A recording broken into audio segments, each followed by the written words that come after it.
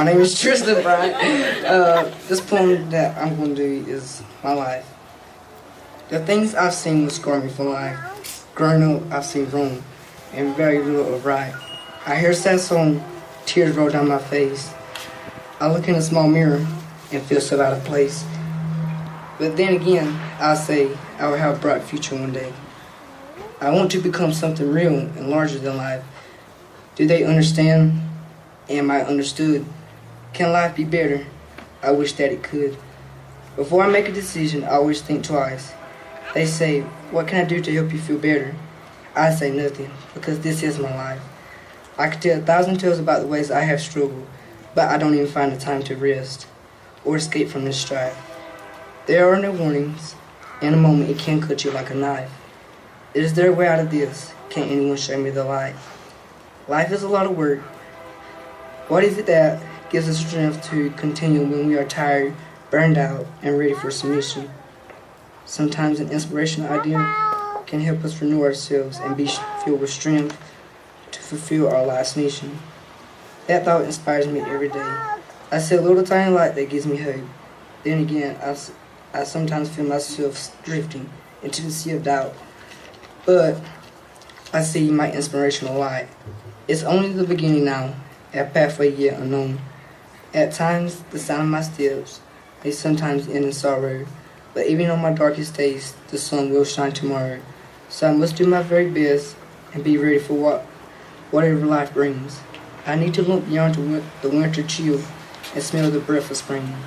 Into each life will always come a time to start, a new beginning for each heart.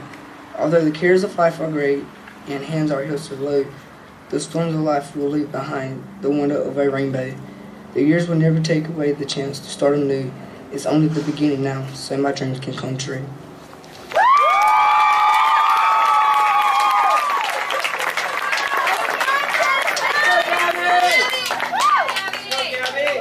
What's up, everybody? Well, I'm going to talk about one of the poems. It's called It's More Than Me. Music is my life, but it's not what I do. It's who I am. My energy flows through the lyrics like ink soaking through the paper. I consider the life I have with the pen in my hand. Writing is a choice I made and reject the past I once had. Too ghetto, too misleading. I thought my life wouldn't change with every oppression I had to bear. I heard Daddy tell me, what happened to hope or have faith me, huh? Never doubt yourself. Writing is what helps me get out of this range. With the lyrics I write, I'm going to set my feelings free. With my family's love and support, let me have this expression. With words that can be the definition of myself, normal.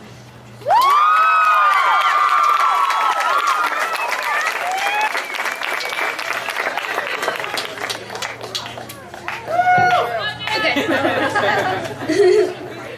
I'm scared. Okay. Yeah, my name is Jayana. And this poem is called The Memories. Yeah. I feel like I might start crying. Okay. Dear Nelly Man, I miss you. We all miss you. Not a day goes by that we don't think of you. I remember you always told me to do good in school and finish. Well, I'm trying. I remember always seeing you sit outside on a hot day, a windy day, any day, looking as far as you can see, just thinking. I remember taking your cane and you getting after me, telling me to behave. You always reminded me to keep our Navajo language alive and not to forget who I am and where I come from, not to be ashamed of my culture. I remember going into the peyote meeting with you and Sky. You told us to sing and harmonize together as one, and we'll have that one powerful voice. I miss your soft, wrinkly skin, your smooth smile that lightened everyone's day. I miss how you always told me I'm beautiful without hesitation and how you believed in me with almost everything. Your lectures motivated me to do good, not just in school, but in life. We were very close. I loved being around you. I wish you were still here. You would protect me from Mom when I got in trouble. Nelly Man, you taught me so much in life that I will never forget. You taught me peyote songs that I now sing in meetings. When I sing, I think of when you would tell me it was beautiful. I miss everything about you. I remember Mom and I were in the living room when she got a phone call. It was Auntie Kinch. She told us you were in the hospital. We went to see you that night. We walked in the room and I saw you laying there, pale, coughing, in pain. I walked up to you, you smiled. Looking eye to eye, I couldn't help but tear up. You held my hand and told me you were happy to see me and that you loved me. Keep going, baby. You were lying there in the cold hospital. I'm sorry. Getting ready to take your journey. I didn't want you to go. I was praying to God to help you, but nothing. The next day, my dad took us to Arizona. My mom called. She told me Nellie Man passed away. I broke down in tears, asking God why. My dad didn't take us home, which made me even more mad, frustrated, and confused. A week goes by, I miss your funeral and the POD meeting the family did for you. I cried for weeks thinking of you. The last words you said to me replayed in my head.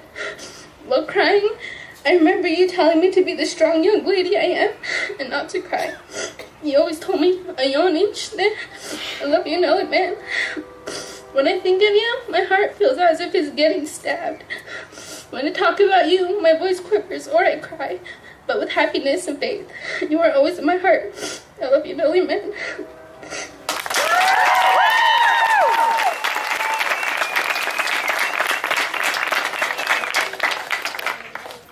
Hi, my name is Raylene.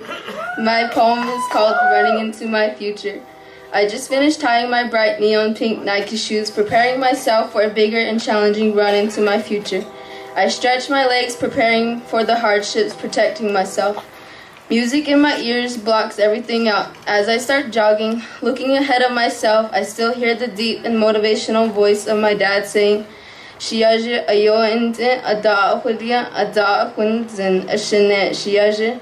The little things are getting the best of me, but I tell myself it'll be okay and keep pushing forward. I get a little bit stronger up the hill. I fall down, but I get back up knowing better, learning from my mistakes.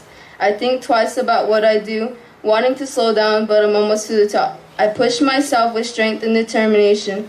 I get to the top thinking sweat dripping down my face. I look back down at my failures, my accomplishments, my wrongs, and my rights.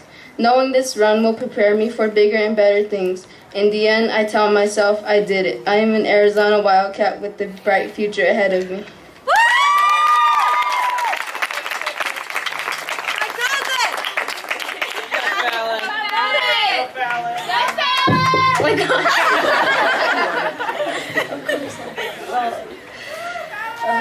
The title of my poem is My Best Friend. My best friend was hardworking, did everything in his power to make sure we were all taken care of. He always made sure we had food on the table, a roof over our head, and a smile on our faces. My best friend gave the best hugs as well as the best advice. Words of wisdom were his thing. Nothing in this world lasts forever, he would say. I never want to hear the words, I can't, come out of your mouth. There's no such thing as I can't. Each time he said this, the words sank deeper. He always followed it with, nothing in this world comes easy or free. You have to work for the things you want. He always recited these same lines whenever we were too ignorant, lazy, or stubborn. He never sugar-coated the truth of the world. My best friend, always there to tell when we were wrong, never failed to be there to steer us in the right direction. Although our time with him was short, it was well spent.